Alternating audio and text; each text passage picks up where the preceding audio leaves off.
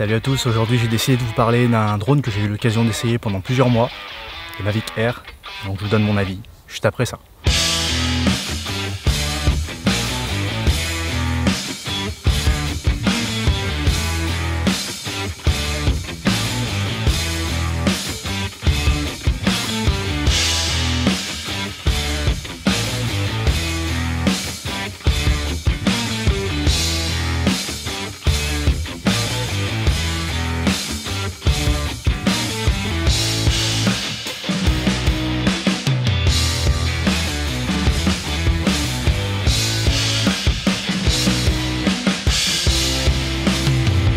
Alors, qu'est-ce que c'est que le Mavic Air? Le Mavic Air, c'est un drone qui est développé par DJI.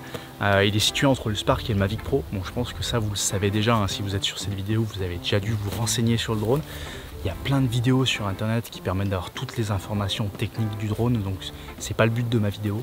Moi, je vais juste vous donner mon avis, vu que ça fait plusieurs mois que je l'utilise et que j'ai eu l'occasion de l'utiliser pendant un séjour en Islande pendant 15 jours, où je l'ai utilisé tous les jours dans plein de conditions. Donc, je vous donne tout de suite mon avis. Alors déjà, la première raison de choisir le Mavic Air, c'est pour sa taille, vu qu'il est très compact. Le drone fait 430 grammes, donc c'est vraiment ultra léger. Vous le mettez dans votre sac à dos, vous l'oubliez complètement. Donc au niveau de la taille et de l'encombrement, si on compare par rapport à mon smartphone par exemple, c'est un Samsung Galaxy S8. Vous pouvez voir que c'est à peu près la même taille, un petit peu plus gros pour le DJI Mavic Air. Alors bon, bien sûr plus épais, mais pour un drone c'est vraiment super compact vu les capacités en plus d'image, on en parlera juste après. Donc ça c'est la première chose, et en plus vous avez la télécommande qui arrive avec. Qui est pareil, assez compact aussi. Le gros avantage c'est qu'on peut démonter les joysticks qui sont ici et en fait ils se rangent à cet endroit là, donc ça c'est super pratique parce que vous n'avez pas peur d'abîmer quoi que ce soit, vous avez juste à glisser dans une poche et c'est parti. Après au niveau de la qualité d'image, mon avis, la qualité est très bonne à partir du moment où il y a des bonnes conditions météorologiques, mais dès qu'il commence à faire un petit peu plus sombre et que vous êtes obligé de booster les ISO, c'est-à-dire déjà en passant à 200 ISO il y a une grosse différence. Et si on va avoir un rendu qui est propre à 200 ISO, il faut passer par un denoiser. Il y a plein de logiciels, des plugins qui sont bien pour ça, je ferai éventuellement une vidéo là-dessus.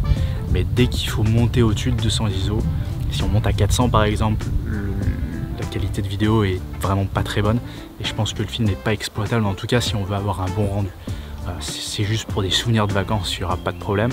Mais en revanche, si vous voulez avoir une bonne qualité d'image, il faut vraiment rester bas dans les ISO. Après, au niveau de l'exposition, faire attention de ne pas trop surexposer non plus, parce que vous pouvez très vite brûler les hautes lumières.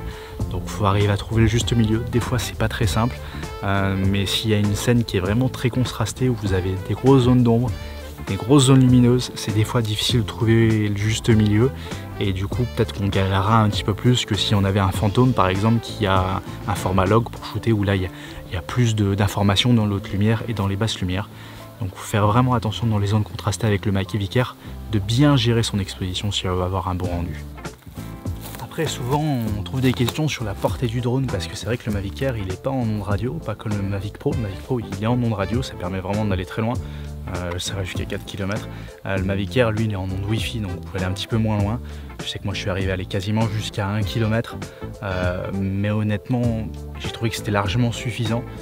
Déjà à 1 km ça vous permet d'aller à pas mal d'endroits, sachant que je vous rappelle normalement vous devez garder votre drone à portée de vue, et vu comme il est compact, la portée de vue c'est pas très loin.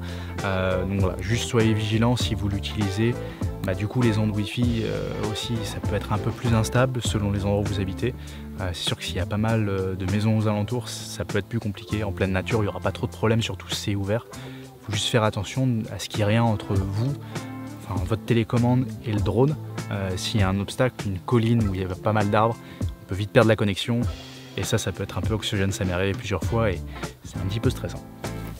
Alors un autre point important à connaître, c'est la taille des batteries, en tout cas la durée de batterie, sachant que bon, les batteries sont situées juste en dessous. Pour info, il y a un truc qui est vraiment top sur les batteries du Mavic Air, c'est que vous avez un petit bouton ici qui vous permet de savoir en temps réel votre niveau de batterie.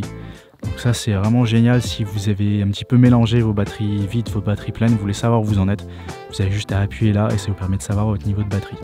En termes de durée, pour ma part, je dirais un quart d'heure.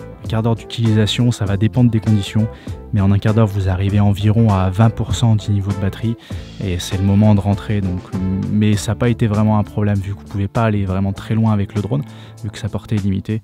Au pire vous faites un quart d'heure, vous revenez, vous changez de batterie et c'est reparti. Donc c'était pas vraiment dérangeant cette durée, en tout cas pour moi c'était largement suffisant.